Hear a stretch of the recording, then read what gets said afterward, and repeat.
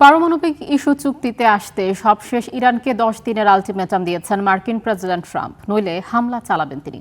এমন হুমকি তিনি গত 1 মাস ধরেই দিয়ে আসছেন। যদিও হামলা নিয়ে দ্বিধা দ্বন্দ্বে রয়েছেন ট্রাম্প, সে তথ্য উঠে এসেছে মার্কিন গণমাধ্যম সিএনএনে। সেই সাথে জনমত জরিপও বলছে ইরানে হামলা করুক যুক্তরাষ্ট্র, এটা চান না প্রায় 70% মার্কিন নাগরিক। ইরানের সামরিক হস্তক্ষেপের হুমকির 1 মাস পার হতে চলেছে। ওই সময় প্রেসিডেন্ট ট্রাম্প বলেছিলেন, বিক্ষোভকারীদের সরকার যদি গুলি করা বন্ধ না করে তবে যুক্তরাষ্ট্র কঠোর জবাব দেবে। পরবর্তীতে সেই হুঁশিয়ারি থেকে সরে যান ট্রাম্প, সামনে আনেন ইরানের পরমাণু কর্মসূচিকে। তেহরানকে হুমকি দেন, দ্রুত চুক্তি না করলে খারাপ কিছু ঘটতে পারে। উত্তেজনা পরিস্থিতি জটিল হয়ে ওঠে যখন মধ্যপ্রাচ্যে একের পর এক রণতরী পাঠায় যুক্তরাষ্ট্র। এখন বলা হচ্ছে যুক্তরাষ্ট্র হামলার জন্য প্রস্তুত। তবে সিএনএনের প্রতিবেদন বলছে ট্রাম্প চূড়ান্ত সিদ্ধান্ত নেননি। তিনি উপদেষ্টা ও মিত্রদের সঙ্গে আলোচনা করে সুবিধা অসুবিধা যাচাই করছেন। এর পেছনে কয়েকটি কারণ উল্লেখ করেছে মার্কিন ওই সংবাদ মাধ্যমটি।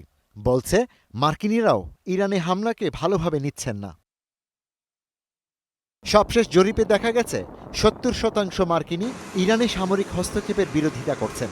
এমনকি ট্রাম্পের রাজনৈতিক দল রিপাবলিকান সমর্থকদেরও একটা অংশ মনে করেন এতে বড় যুদ্ধে জড়িয়ে পড়ার আশঙ্কা রয়েছে। অনেকে মনে করেন হামলার পরিসর যদি সীমিতও হয়, ইরানের প্রতিশোধ প্রবণতা মার্কিন স্বার্থের জন্য বড় হুমকি তৈরি করতে পারে। আক্রান্ত হতে পারেন মার্কিন নাগরিকরাও। এদিকে মধ্যপ্রাচ্যে যুক্তরাষ্ট্র যখন সামরিক শক্তি বৃদ্ধি অব্যাহত রেখেছে, তখন ইরান পাল্টা যুদ্ধের জন্য প্রস্তুতিও নিচ্ছে।